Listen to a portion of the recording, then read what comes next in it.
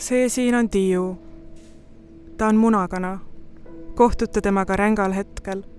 Ta heideti just hakkimismasinasse, mille eesmärk on purustada tema ja teised kanad, kelle munatootlikkus on langenud.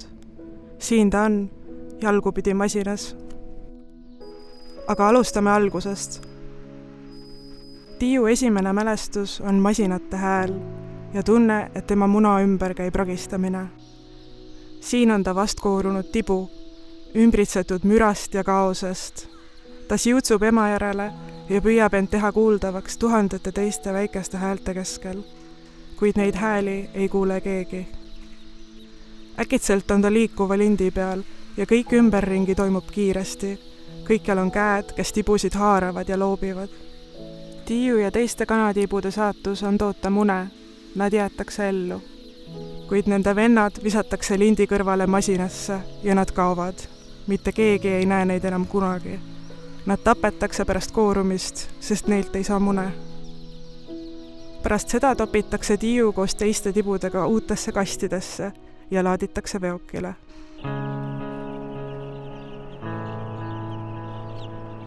Siin on ta uus kodu.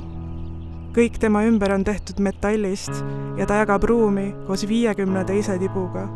Puuris on väga kitsas ning pole hetkegi rahu ega vaikust. Tibud on liiga noored, et muneda, kuid nende elutrellide taga on juba alanud.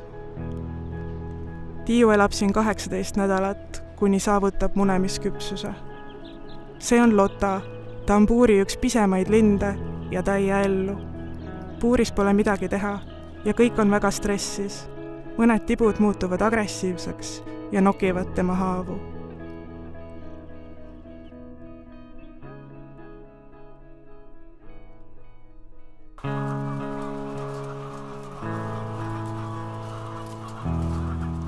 See on 9-kuune Tiiu.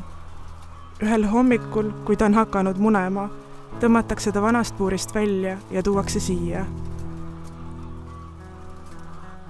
Nüüd on puuris 8 kana, aga ikka on nii kitsas, et nad ei saa isegi oma tiibu sirutada. Küün on täielikult suletud ja keegi neist ei näe iialgi päikesevalgust ega saa hingata värsket õhku. On tunne, nagu elaksid nad suures masinas. Toit tuuakse sisse ühel konveierlindil ja munad viiakse välja teisel. Iga päev tõmbavad töötajad puuridest välja surnukehi. Nad visatakse küüni ette hunnikusse, nagu oleksid nad prügi. See on kõik, mida Tiiu ja teiste kanade elust rääkida on. Elust munatootjatena. Siin ta nüüd on, kulutatud, minema visatud. See on esimene kord, kui ta saab näha päikest, tunda sooja suvetuult ja hingata värsket õhku. Siin jätab ta maailmaga hüvasti. Ükskõik millisel teisel päeval oleks Tiiu lugu siin lõppenud. Aga just sellel päeval, täpselt selles kohas ja täpselt õigel hetkel, sirutasin välja oma käed ja võtsin Tiiu masinahaardest välja.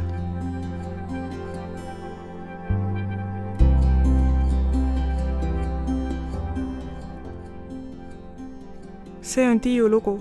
Ta oli nii lähedal surmale, kuid pääses viimasel hetkel. Ta on leidnud kodu varjupaigas, kus ta võib lõpuks elada õnnelikku kanaelu. Sellist elu, milline pidanuks olema tal esimesest elupäevast alates. Tiiu elu on täielikult muutunud. Tema elutahe ja usaldus inimeste vastu on taastunud. Tiiu lemmiktoit on mais. Talle meeldib seda minus üles süüa. Tiiu on armas ja uudishimulik kana. Ta veedab palju aega selles heinakuhjas mängides ja kaevab end mõnuga sinna sisse. Kui mänguga liituvad ka teised, on lõbu veelgi rohkem.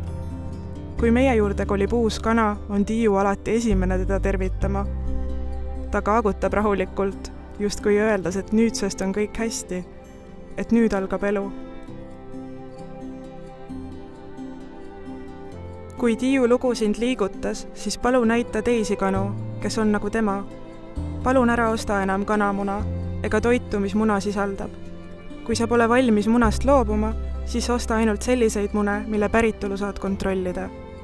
Jaga Tiiu lugu ka teistega. Aitäh, et vaatasid!